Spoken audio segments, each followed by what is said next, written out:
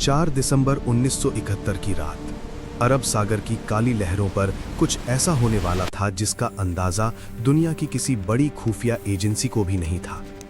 Radio silence, जहाज़ों की लाइटें बंद और भारत के पश्चिमी तट से चुपचाप आगे बढ़ता एक छोटा सा नौसैनिक दल। लक्ष्य कराची पोर्ट, दांव पर पूरे युद्ध की दिशा। लेकिन असली कहानी उस रात से कई हफ्ते पहले शुरू होती है। नवंबर 1971, भारत और पाकिस्तान के बीच तनाव चरम पर था। पूर्वी पाकिस्तान में हालात बेकाबू थे। जमीन पर सेना तैयार थी, आसमान में वायुसेना सतर्क थी। लेकिन समुद्र को लेकर पाकिस्तान निश्चिंत था। उसे लगता था कि भारतीय नौसेना कराची जैसे भारी सुरक्षा वाले बंदरगाह पर हमला करने की हिम्मत नहीं करेगी। यहीं से शुरू हुई भारतीय नौसेना की सबसे खतरनाक और गुप्त तैयारी। Admiral SM. नंदा के नेतृत्व में एक साहसी योजना बनी। सोवियत संघ से हाल ही में मिले ओसा श्रेणी के मिसाइल बोट्स, छोटे, तेज लेकिन सीमित दूरी वाले। समस्या ये थी कि इनकी रेंज इतनी नहीं थी कि वे सीधे मुंबई से कराची तक जाकर हमला कर सकें और वापस लौट सकें। अगर बीच समुद्र में ईंधन खत्म हुआ तो ये दुश्मन के लिए आसान निशाना बन जाते।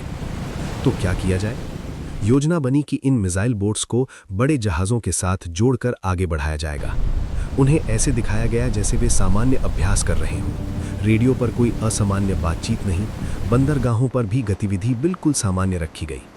यहां तक कि कई अधिकारियों को भी पूरी योजना की जानकारी नहीं थी। नीड टू नो बेसिस, सिर्फ उतना ही बताया गया जितना जरूरी था। पाकिस्तानी खुफिया एजेंसियां पश्चिमी मोर्चे पर जमीनी हलचल पर नजर रख रही थीं। उन्हें अंदाजा ही नहीं था कि समुद्र में कुछ असाधारण पक रहा है। 3 दिसंबर 1971 को पाकिस्तान ने भारत के हवाई ठिकानों पर हमला किया। युद्ध आधिकारिक रूप से शुरू हो चुका था। उसी रात भारतीय नौसेना को आदेश मिला, ऑपरेशन ट्राइडेंट शुरू किया जाए। 4 दिसंबर की शाम टास्क फोर्स अरब सागर में गहराई तक बढ़ चुकी थी। आईएनएस निपट, आईएनएस निर्घात और आईएनएस वीर, 3 मिसाइल बोट्स, उनके साथ सपोर्ट जहाज।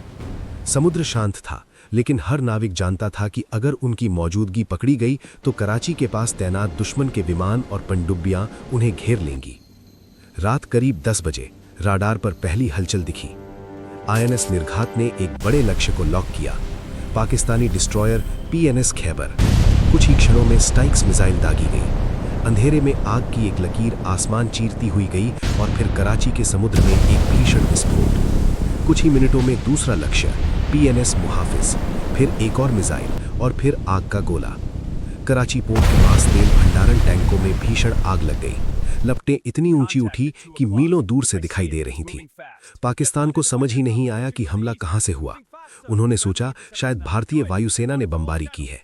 समुद्र से आए इस वार की उन्हें उम्मीद नहीं थी। सबसे बड़ा खतरा अब शुरू हुआ।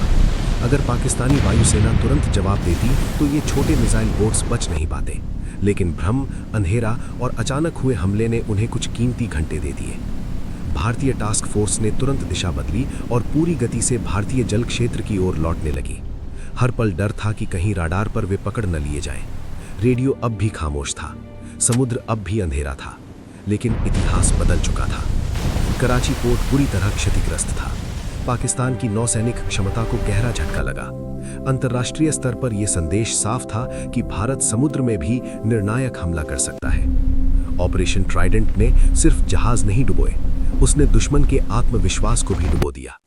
और यह सब इसलिए संभव हुआ क्योंकि महीनों तक बेहद शांत और साधारण दिखती तैयारियों के पीछे एक तूफान छुपाया गया था। कभी-कभी युद्ध बंदूकों की आवाज से नहीं बल्कि चुप्पी से जीता जाता है। और 4 दिसंबर 1971 की उस रात अरब सागर की वही खामोशी भारत की